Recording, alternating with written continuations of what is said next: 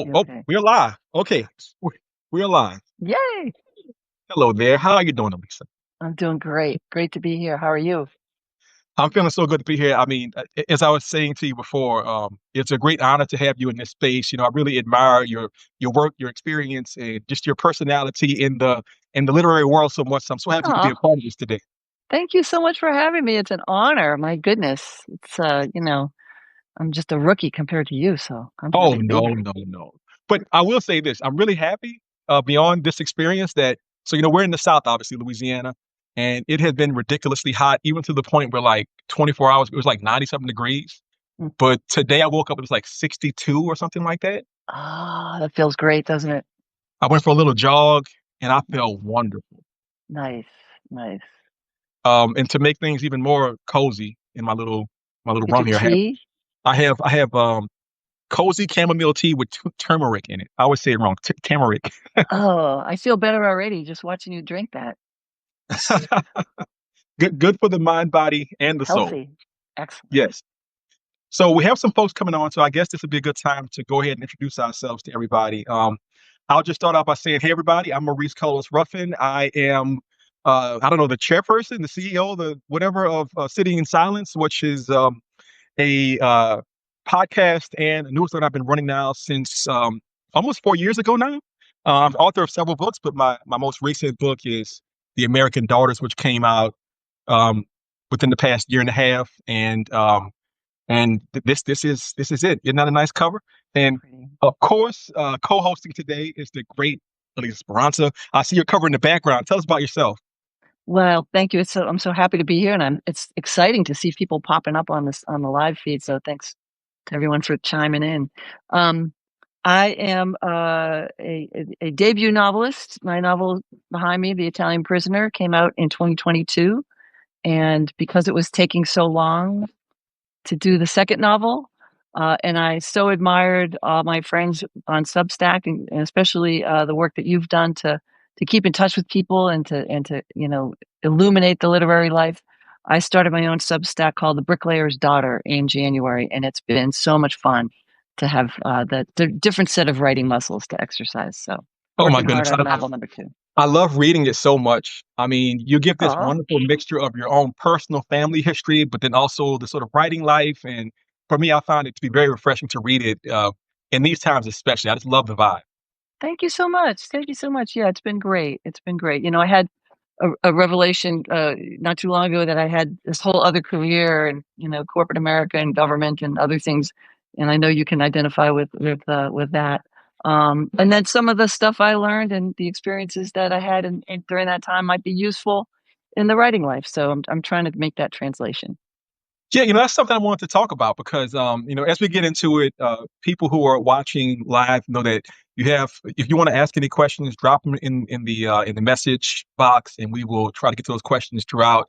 The basic format is that we're going to talk a little bit writing craft, a little bit of writing life, and then open it up to the Q&A and go over that. A relatively short session, probably about 30 to 40 minutes, give or take, unless it's like really blowing and going. We'll see where that goes. But that's kind of the great connecting point between the two of us is that we both have these corporate backgrounds, and I know I did 16 years as a corporate lawyer, but I think you had me beat a little bit by that. A little bit, yeah. Well, I did, probably 20 years in private sector, corporate America ish, and before that, worked in government for a long time, and some stints with nonprofits and other things. I worked as a journalist way back in my career, so done a lot of things, and it's enabled me to live the life I'm living now, which I'm grateful for. But I also have to, don't no disrespect to my former corporate colleagues who may be tuning in. I miss them dearly, but I don't miss that stress factory at all. I It's much sense more you fun probably now. miss yours more than I miss mine. I mean, I've said it before, so I sometimes feel like for people like us who have lived that corporate lifestyle and gone to the creative life, it's like a jailbreak. People are like, "Why are you so happy all the time, man? Like, why you not so stressed out?" I'm like, compared to that, I mean, look, there were a lot of wonderful things about what I used to do, but there's just no comparison at all to be somebody who's creating things and putting things together like this constantly. No, I totally agree, and I don't regret that I did it, but I wish I had known how much fun it was going to be a little sooner. Let's put it that way. Same. it's one of the reasons why I love talking to writers. I mean, so on the Sitting in Silence feed on my feed, I've done a lot of written interviews, including yourself in the past. I've done a few audio interviews and a few video interviews as well. So last week I talked to my friend Genevieve Reeves. I saw Reed. that. She's awesome. Oh, Genevieve, first book out, just turned 50 years old. And I always really find it very inspirational to hear people talk about their sort of life path from one place to the other. And if you want to see it, you can go see it on last week's feed on Sitting in Silence. But my real takeaway there is that every writer, it kind of doesn't matter how old you are, there's always this sort of previous life that we have Mhm. sort of moved from. Um, I'm just curious because today's talk is talk about the writing life. What gave you the wherewithal to say, I'm going to make this move now from corporate life into this creative life of making books? I think like a lot of people, I have always had it in the back of my mind that I wanted to write a novel. A lot of people say that. A lot of people don't do it, but a lot of people, have it in their mind. And I definitely had that since I was a kid, probably. I recently unearthed a children's book I wrote in my teens, which will never see the light of day. But as far back as that, I can remember wanting to write. I've always been a writer. I think I just feel like I took a 30 something year detour in writing other things. But, circumstances evolved to where the company I worked for was being acquired by a bigger company, and it seemed like a good time to make a move. I had the story in me though, Maurice. That was really the impetus, was the true story behind this book. The folks that were involved in the story were in their 80s and 90s. And my research partner was 86. He was the kind of mayor of Sicilian New Orleans, Sal Serio. And between him and my mother and other people going, "Hey, I'm not getting any younger. When's this book coming out?" I felt like I really had to get down to it, and got some help so I could get it done. So I have heard you talk about this book in the past, but I'm curious about two things I want you to delve into. Um, First of all, I feel like in the stories that you tell in the book, you are doing a service to your ancestors and to the community that you're part of. And also, you've talked extensively, even in your most recent post, about your sort of marketing background. How do those two things come together to help you when you're writing the book and then getting the book out into the world? Because I really admire the fact that, like, you're somebody who's an advocate for people who self-publish, and I'm kind of on the other side of the spectrum where I don't know that I can ever do it myself. I need like a big team around me. So just kind of Yeah. talk about that for people who are listening right now. Yeah, yeah, I'd be happy to. I won't go into a whole long, horrific story about trying to find an agent and all that, which people tried to help me with, including you. But no, I think there's a big evolution going on in the indie publishing world, in the publishing world in general, with all the consolidation and the publishing drama going on around the world.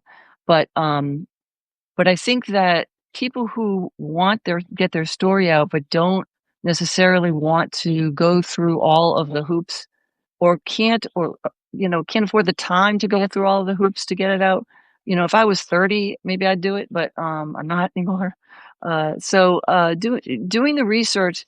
But first of all, the first thing I always tell people is, first of all, write a good book. Because there is a lot of crap out there. You know, because it's very easy for anybody to throw their book up on a platform and get it out. But it's not necessarily a book anybody will want to read or should, will enjoy reading. So I always tell people to, as I did, to get some help. I had the great fortune of having Allison Alsop from the New Orleans Writers Workshop as my writing coach. I call her the book whisperer. Mm, She's been incredible, an she's incredible great. teacher and coach, and an incredible writer herself. Um, so there's lots of folks out there who can help people to make sure they're getting the craft right, and getting the editing right, and getting the arc of the story right. So, but then there's lots of ways to get a book out into the world, and not to be afraid to let people know that you have a book out into the world. I have a lot of writer friends who hate the marketing, hate the publicity. Either they're terrified of it, they think they're going to be bad at it, they don't like talking about themselves.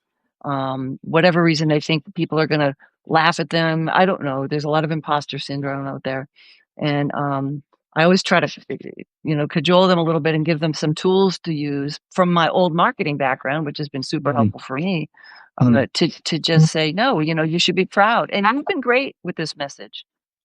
Just be proud of what you've worked on so hard. People work years on their books and then get scared at the last minute to get it out in the world. So once they do, they're usually happy that they did. And that's one thing I wanted to get your thoughts on too is once you got your first book out, when We Cast a Shadow came out, were you surprised to hear from people that you forgot you knew, or people that you knew in a former life or in school or whatever that came out of the woodwork? Because that's been one of the biggest thrills for me is to just and even with the Substack, you know, every once in a while, my old English teacher, Mr. Weber, shout out Mr. Weber, he'll pop up on my Substack comments and say, "Good job, kid," Oh which my makes me feel goodness. great. Yeah, that was a big moment when you That's first. so beautiful. Well, I know. I think on the idea of like people, that you've kind of lost track of coming back into your life. I think what I have found time and time again as an author is that our community of both writers and readers is really tiny and is really richly connected. Many of us are not extroverts, or party animals or that kind of thing. We kind of want to just be in our own space. But then doing Anymore. something like this, I mean, as I look into the chat, I mean, I can see just real quickly, I see. All right, I see Becca Saul was first up. Congratulations, Becca, for being first to sign in. I see Brandon Sanat. What's up, man? Haven't seen you in a minute. Khadijah Abdul Haq, how you doing, sis? Good to see you out there. The genius. Oh my goodness, the genius, Bernice McFadden. So Bernice Wow. teaches at Tulane. I consider her to be a mentor. Maybe she doesn't consider herself that, but I mean, this woman has written so many books, and they're all fantastic. If you've not gotten it, my point is, this is what the community is like. It's not like I know as a lawyer, what I experienced was this weird hierarchy where it's like, the top dog in the firm, the managing partner, had all this sort of prestige thrust upon them, but often that prestige was more about like, oh, they had a friend from high school who made a company and made a lot of money, then hired that partner to do a case, and now the partner has a lot of money because of that, which is not about like a certain talent, it's just about like certain a networking thing. What I found in this is that similar experiences from, teachers from when I was in grade school or high school. I have seen people that I, worked with in earlier jobs, like my pre-law career, people I worked with as a salesperson at Circuit City in the 90s when I was like selling, audio equipment, that kind of thing. And that's a blast from the past, right? Um, and maybe even most heartwarming, there are people that I knew as a lawyer. I did not have a lot of communication with because it was like such a quiet environment. And they would find a book of mine, like We Cast a Shadow or a later book, and they would send me like a DM. And it would Oh, like this heartfelt message about their experience of reading the right. work or how it affected their thinking about the world and their life. And it really kind of showed me this capacity people have that you can't always see. And I would kind of go, man, I wish we could have had these conversations face to face, when I was still working there. There wasn't a place for that. It really wasn't a place for that. No, that's right. And I think That's one right. of our jobs as writers, as authors, is to help release some of that. So at least if people are, in places where they feel comfortable, they can go ahead and have these conversations with people that are in their lives. Yeah, and also, right, I have I often put out messages to the folks I call my secret writers. There's a Mm. lot of secret writers out there, people who Oh, I see probably them. are I see them. lurking, There's a few of them hiding out right? there. I see them right now. You know who they are, and they want to write, but maybe there's something holding them back. So, uh, you know, telling them come on in, the water's fine. The world needs some more stories, not fewer. The water is so fine. And I'll just briefly say, look, there's always threats to writing, whether it's the big book publishers who are not always the kindest sometimes, or whether it's AI. Well, I think when it comes down to it, people do want authentic voices. And so to that point, I'm going to start early with some questions here. Good. I see my friend Becca Saul in the comments. Becca is a subscriber to Sitting in Silence. Actually, I think a paid subscriber as well. Here's Becca's question, and we'll see what we do with this. All right. And anybody else with questions, throw them in the chat. We can go from there. Okay. Becca says, how do you know that you're writing the best storyline to authentically create the plot rather than just writing out story elements to sort out details in your head? Hmm, Well, interesting. What do you complicated. think? First of all, I kind of in my head I separate story from plot. And the details will be the details. One of the challenges I always have is, when to stop with the backstory, and especially if you're writing historical fiction, there's no end, it's infinite, the backstory, it's awesome, but, you have to stop at some point. Um, so to me, finding the story is the trickier part. Finding plot points and mapping them out and, getting a timeline and doing all that, That's the technical issues behind writing that they're not easy, but they're doable. Finding the story, what is Mhm. it that your character wants? What is it that your character is striving for? What is it, asking those kinds of questions. Um, to me, that is the trickier part.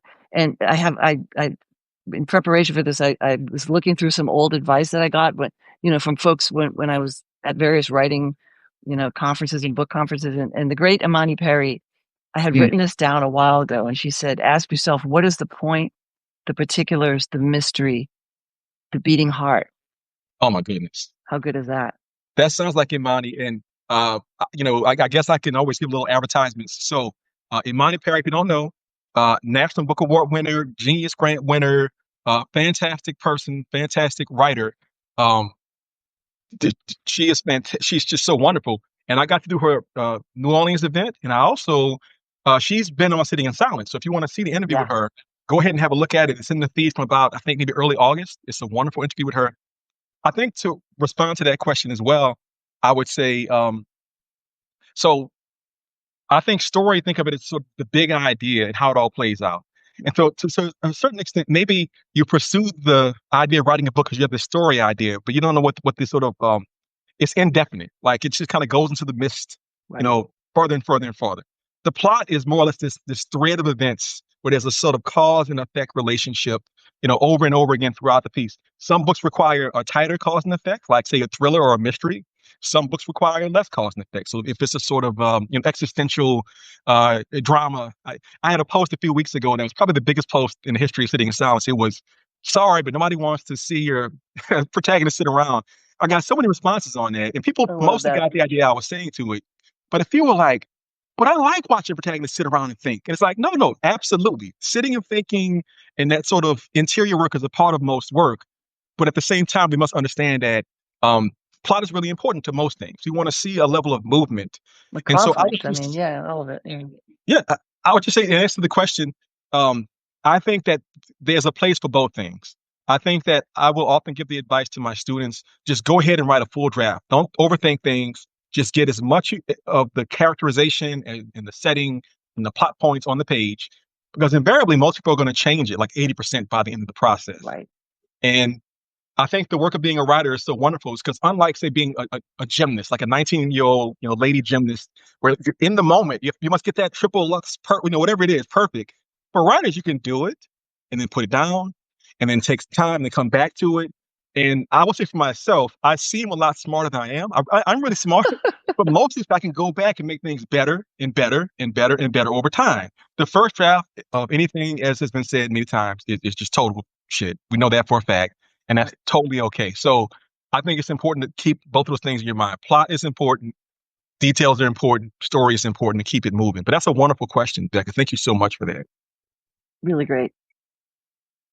So I wanted to ask you also, Elisa, in addition to like selling a lot of books on your own, like without this big apparatus around you, I think you really establish yourself as a writer in the community people look up to. Like they kind of go, Oh, here's this person who, a few years ago had no books out.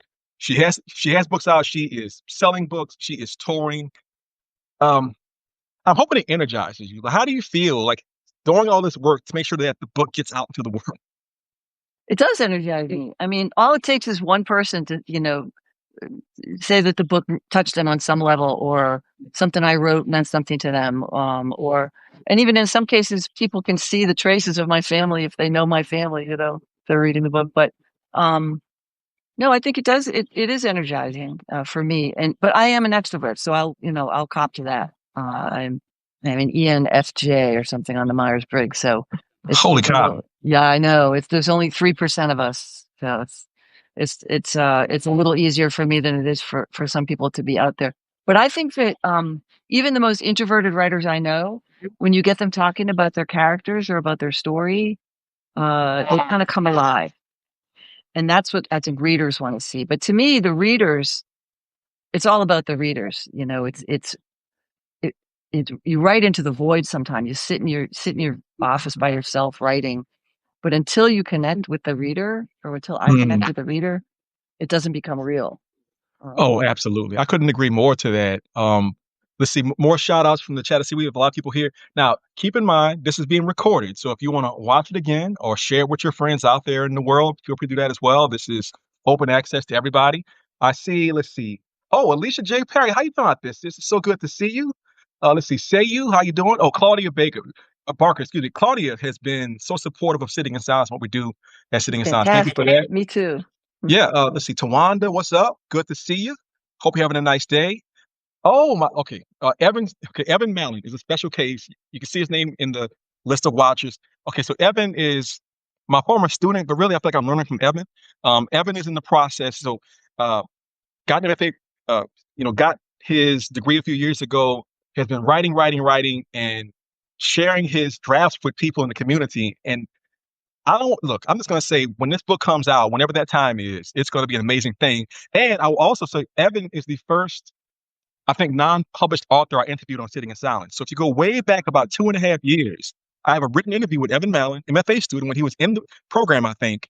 And that's because the idea is to get in voices from all over the community, whether you're a legendary person like Imani Perry or somebody who's coming up like, Evan, it's all in there. Um, now, to the point that Elisa was making, we have a question here from Tracy Braun. And keep in mind, anybody has any more questions for us, keep them coming. We'll keep going for another maybe 10, 15 minutes here. Um, all right. So Tracy says, can you talk about community and how to find it as an introverted writer? Okay. I have a quick tip, but Elisa, you hop in after I say this. Um, Well, I yeah, go think ahead. I'd like to hear it. the simplest trick as an introvert, because I'm not ENFJ like my friend here, Elisa. I'm kind of on sometimes and kind of off sometimes, but I will say that what I learned early on was that the best thing you can do as somebody who's more introverted is just show up for stuff.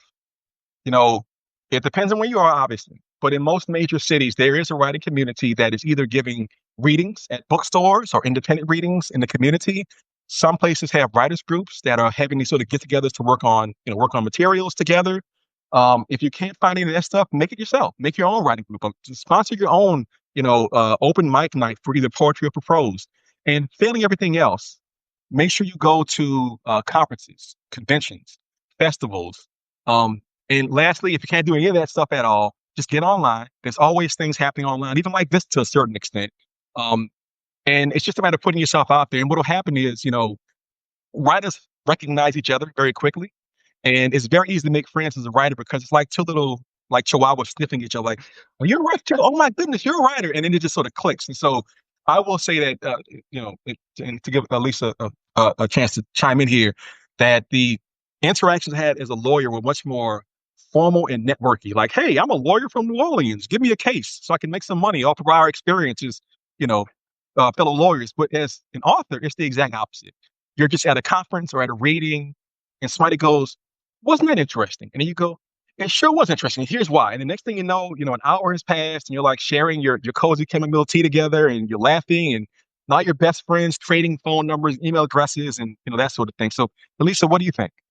Yeah, 100%. And I'm lucky. I live in two different places, both of which have incredible writing communities.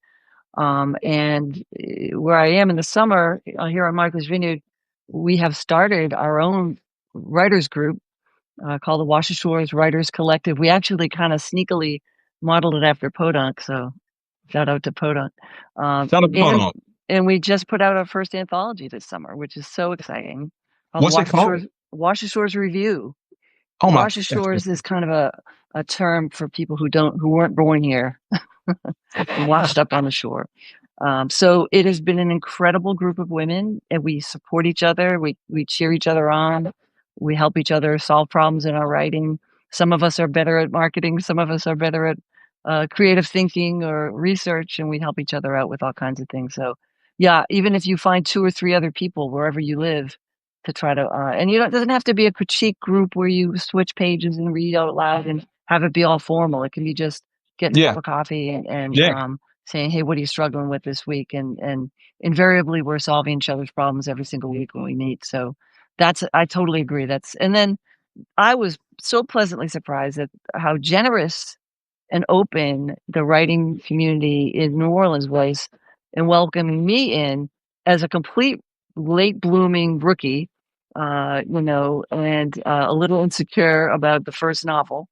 But you and others, were just so kind and so welcoming. So people shouldn't be afraid of that. I think there's not the competition that you see in other industries between writers. I think writers have a common experience and a common bond, no matter where they are in their journey, and are always eager to help each other out. So I've been so grateful for that in New Orleans. The bookstores, the libraries, the writing groups. Everyone's been terrific. So it's been an awesome Mm. experience, and I think anybody can have that, even if they are an introvert.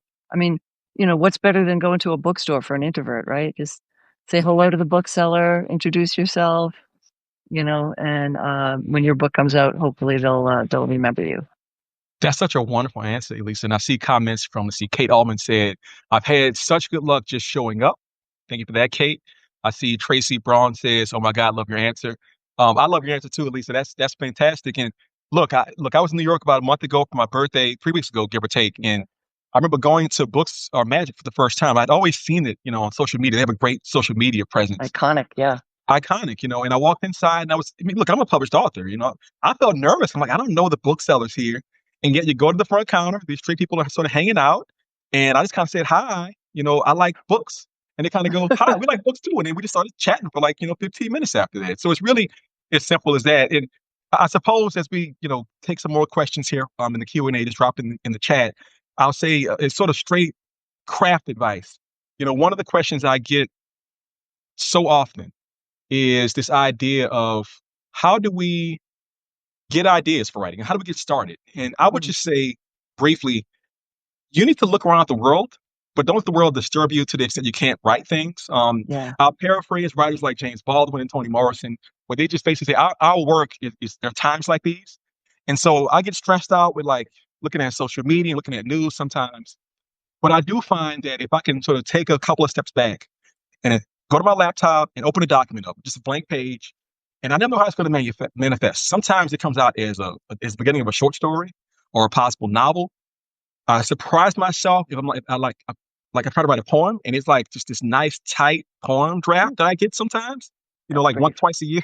And even sometimes it's a screenplay. I'll start writing a screenplay and go, wow, these characters are really able to express what they're feeling, what I'm feeling really through their experiences. And so I would just say keep paying attention.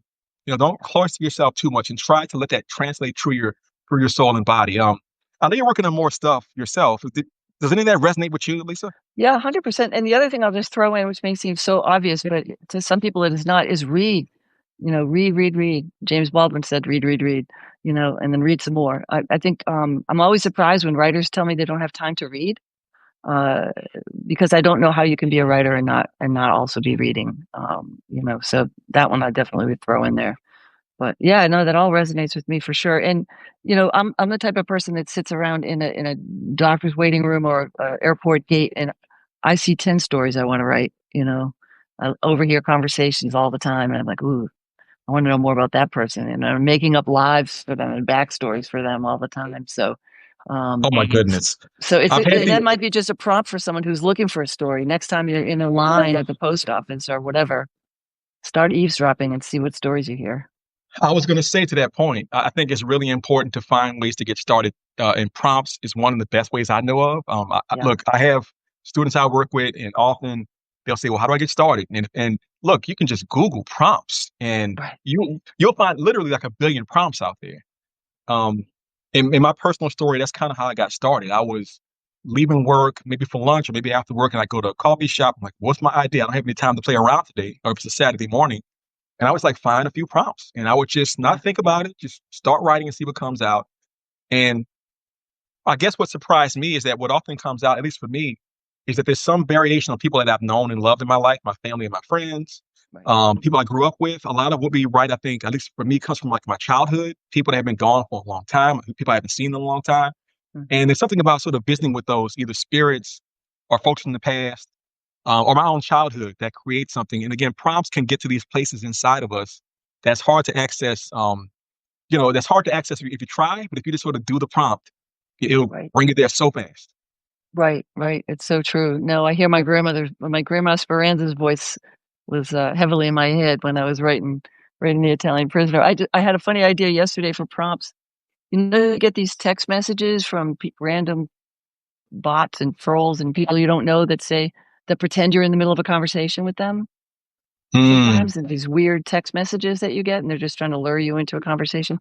of course. I've started to save them, because I think some of them make great writing prompts. Holy cow. And I know, it's just, but they're everywhere. Everywhere I look, I see a writing prompt. Yeah. The last one was, "Have you prepared the materials for tomorrow's meeting?" Just from some random, scam text message. But I thought, okay, that would be a good writing prompt. I love that. That's really good.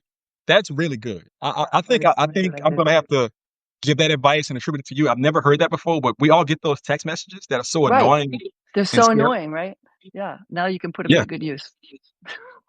Let's see. I see more questions here. We'll take maybe two or three more questions today. Great. Let's see. This one is from. Sorry if I say your name wrong. Tammy Mercure or Mercure. Excuse me. Pardon my southern accent. All right. How many projects do you tend to work on at a time? What do you do? Ooh, ooh, me? I Yeah. I can only work on one project in earnest, like one big project at a time. I have a hard time. I shouldn't say that. I did write a short story in the middle of all this. But I find that different types of writing require different sets of muscles. So Substack to me, even though I'm working on a Substack every 2 weeks, it's a different set of muscles for me. It's more my journalism muscles in some ways than it is fiction muscles. So for me, I'm so into the weeds on the novel that I'm working on. It's hard for me to abandon my characters even for one day. I Mm, feel like I'm cheating on them sometimes. So that's I just think me.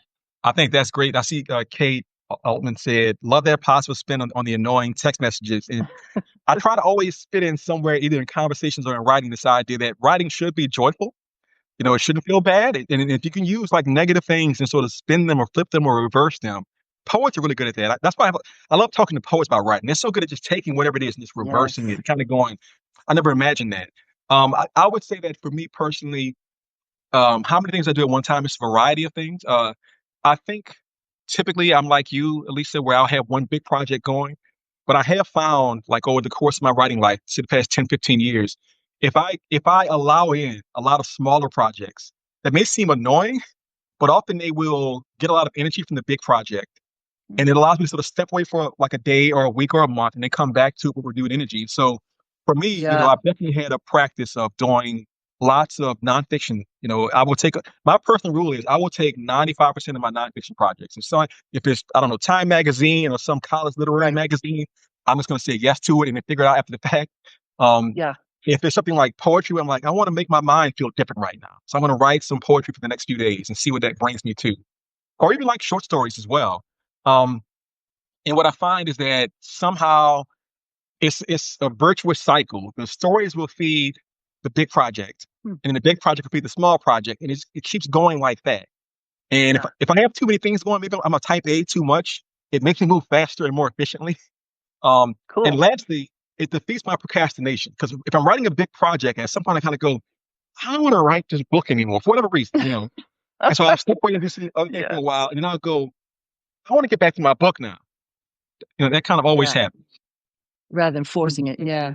It's Yeah. funny. My sister Kathy is a fine artist. She's a painter, and I get a lot of my creative life advice from her. And she has said that that at some point you can't take in more. You kind of reach a point where there's too much information, or you're in your head too much in this one project, and stepping away from it sometimes does help. But I'll have to try that. I haven't tried the poetry. That's a little scary for me.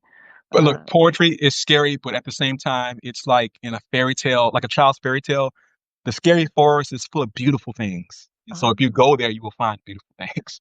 Geraldine Brooks, the Pulitzer Prize winning novelist, said in a panel I saw her on that poets are the Olympic athletes of writers, and she admired them so Oh, much. I thought that was beautiful. I love that. And the one I heard, I can't remember who said it, but I'm sure if you Google it, it pop up. It said a poet can say in a stanza what a novelist takes a whole book to say. Or For sure. conversely, a poet can put a mountain into a shoebox, something like that. Yeah, And yeah. I just admire poets. Magic. I know so many wonderful poets that have been Same. here. Charisma Price, for example, and many Oh, others. she's great. Um, Yeah. she's fantastic. All right, let's see, one or two more questions. So Becca has a question here, and Becca says, "Do you keep paper in your pockets to scribble down the weird things you see or hear out and about? If you do, how do you keep yours straight?" I'll just real briefly say that years ago when I first started, I would always keep somewhere nearby. Do I have any right now? Um, let's see. Well, this is not one of them. I had like little like writing tablets and like folders and notebooks, Yeah. and I would write in them constantly all the time. What I found is that somehow as I've gotten a little bit older or maybe more experienced, I don't have to do quite as much as I used to. And so what'll happen now is if I hear like a really cool thing, my subconscious they just latch onto it. And it can be months Um, later, this really great line will come out and go, "Where did that come from? I think I was on a streetcar." And in New wow. Orleans, like, 10 months ago, and this older lady was talking to her boyfriend and she said this thing. And the same for my ideas. I don't tend to even write down ideas very much anymore. If it's a good idea, it's gonna come back to me when the time comes. What do you think? Wow. So you're at a next level though. I still have to write things down. And also I have a few years on you, so maybe I don't maybe I have my head is too full of song lyrics from TV shows from the 60s and 70s. I don't have all the disk space that you do, but um no, I read them on my phone now. I just have a notes app on my phone, and then I'm very nerdy about keeping them in a folder so that I can find them and have a word that I can search to find if I can't quite remember exactly what it was. But I have a whole folder in my notes about writing ideas, just things like story ideas and things I've overheard and Mm, whatnot. So that's what I do. I always have a little notebook in my purse too, just in mm. case. But See, I but gotta yeah, no, start carrying a write that purse. down. That way I can have a little There notebook you on me. go. Yeah. Um, but before we wrap for the day, I want them to get a good look at your cover so we can make sure they know who we're talking about. So can you show them the cover up close? Can you reach back to it and show that to them? The Italian Prisoner. Fantastic work. When did it come out? April of 2022. It's getting some It age feels on me like now, so. yesterday. I know it sometimes does, but yeah, no, I know time's a wasting, and This is me. that's beautiful. I I love, am. and I'm so grateful you did a historical fiction book. It made all of us historical fiction people so excited. Like you made it I'm not cool. sure that I ever told you this, but I think you're one of the people that gave me a license to write historical fiction. Oh, come on. No, seriously, because I was terrified of it, and I was writing this book at the time, and I was like, and I remember we were talking at the coffee shop when we first met, and you were talking about ideas you had, and I was like, you know what, Maurice, you do love history so much, and I do think that's something that's happened to me personally, and I want to give one final shout out to my very good friend, Sari Botten, who runs the Ulster Yeah, Substack, which is extremely popular. I mean, this is not like sponsored by them, but we get a lot of people who come here from there, and she's got me thinking about getting older. And one thing that I've noticed about myself is that I may have been a little bit faster up here back then, but I think that a lot of the things I was fast about was not necessary. And a lot of my things were worries. And as I've gotten older and I've met people like yourself, I kind of go, Maurice, don't worry about it. You want to try to write a historical fiction book, give it a shot and see where it goes. yeah, You it's know, awesome. same time. I remember writing the book and thinking, okay, this is your first woman protagonist, and I'm a guy, and this kind of going, okay, Maurice, if your intention is good and you're going to really lean into making sure you're respectful and authentic and Right. paying attention to how things are in the world for like my women friends and beloveds, I put that into the book, and It the time, shows. yeah, it worked Yeah. out. Absolutely. No, it shows. I mean, it's brave to write in the voice that's not your own, But if we all only wrote in voices that were our own, we'd never write anything. I mean, I'm not a 19-year-old young woman in 1943 either. So but See, I thought you were actually. I thought you maybe I were. was, maybe I was one. But I have been Well, 19, so. well, I just want to say um, thank you for being here, Elisa. Um, Thank you to all the subscribers to both Elisa's Substack. What is the official title of your Substack? It's called The Bricklayer's Daughter, All right, and look, it's if you have it's not been there, make it's sure free. to sign up. It's free. What do you generally talk about on Bricklayer's Daughter? So I talk about, first of all, I try to keep myself to 500 words, so it's not a huge investment of people's time. It's every 2 weeks, and it's about writing, reading, the writing life, and occasionally I color outside the lines. I love it. It's a fantastic Substack. I always read it when it pops up. So if you're out there, if you've Thank not done it yet, make sure if you're on this feed, you go ahead and sign up for Lisa's. Obviously, if you're here, you know sitting in silence. Sitting in silence is designed to be both craft oriented, writing life oriented, but also inspirational in general. So if you're kind of feeling down, come check us out. We're always trying to do something that's good for the writing community at all always feel times. good after you listen to Maurice on the writing on sitting in silence. It's true. They're I, definitely true. I I appreciate appreciate you that. so Oh, much. and Becca says in the comments, the audio production of American Daughters is amazing. I agree. The lady, the Ah, actress who performs it, she is magnifique. I couldn't be happier about that. All right. So, in closing, I want to say to everybody, hey, make sure that if you are just getting started, you give yourself a reason to continue with the project. If you need juice, go find other writers. If you're in the project and you're trying to figure out how to make it better, take a class, go online, go to a live class, talk to writing friends you have, start a writing group. And if you're deep into it and you need advice, make sure that you reach out to mentors and people that have experience like Lisa, myself, or others out there in the world, because we are a community. This is a great community. So be a part of this. And in closing, I want to thank one more time, Lisa, for being here. Thank you so much. thank you very much. It's been an honor and a lot of fun, as I knew it would be. If you were running it, I knew it was going to be fun. So thank you so much, Maurice. Thanks for everything you do for all of us.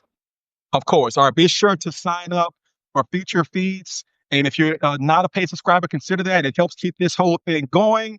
And share the post with all your writing friends and all your reading friends as well. All right, folks. Toodles, I love you. Take care.